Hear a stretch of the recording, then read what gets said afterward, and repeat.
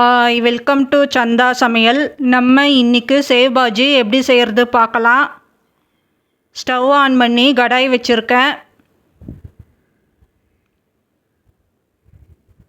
கடாய் சூடானதோ 2 teaspoon எண்ணெய் சேர்த்துக்கலாம்.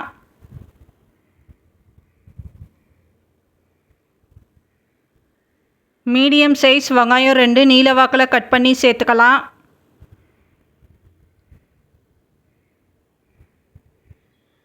ஒரு துண்டு இஞ்சி சேர்த்துக்கலாம். 3 பல் பூண்டு சேர்த்துக்கலாம்.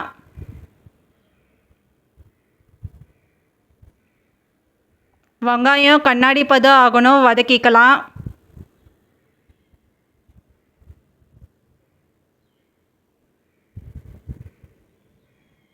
ஒரு கைப்பிடி அளவு தேங்காய் கட் பண்ணி சேர்த்துக்கலாம். தேங்காய் 30 செகண்ட் வதக்கிக்கலாம்.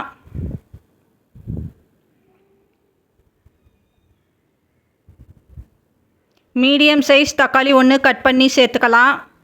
தக்காளி வதங்கணும். இப்போ இதெல்லாம் வதங்கி இருக்கு, ஆற விடணும். ஆறினதும் மிக்ஸி ஜாரில் சேர்த்துக்கலாம். இப்போ ஆறினதும் மிக்ஸி ஜாரில் சேர்த்துருக்க தண்ணி சேர்த்து ஸ்மூத்தாக அரைச்சி எடுத்துக்கலாம். இப்போ அரைச்சி எடுத்துருக்கேன். ஸ்டவ் ஆன் பண்ணி கடாய் வச்சுருக்கேன். கடாய் சூடானதோ எண்ணெய் சேர்த்துக்கலாம். 1/2 டீஸ்பூன் ஜீரகம் சேர்த்துக்கலாம். ஜீரகம் பொரியணும்.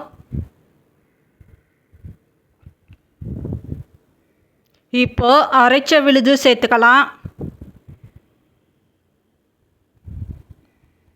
1 டீஸ்பூன் குழம்பு மிளகாய்த்தூள் சேர்த்துக்கலாம். 1/4 டீஸ்பூன் மஞ்சத்தூள் சேர்த்துக்கலாம்.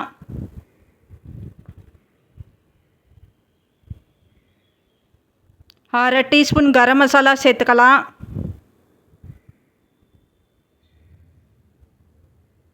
உப்பு தேவையான அளவு சேர்த்துக்கலாம். உப்பு சேர்த்துட்டு நல்லா மிக்ஸ் பண்ணிக்கலாம்.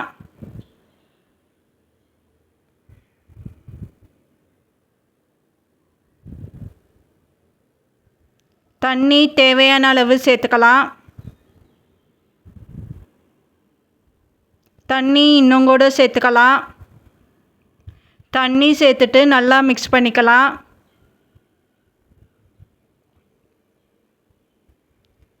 மிளகாத்தூள் பச்சை ஸ்மெல் போகணும், கொதிக்க விடணும். கொத்தமல்லி சேர்த்துக்கலாம்.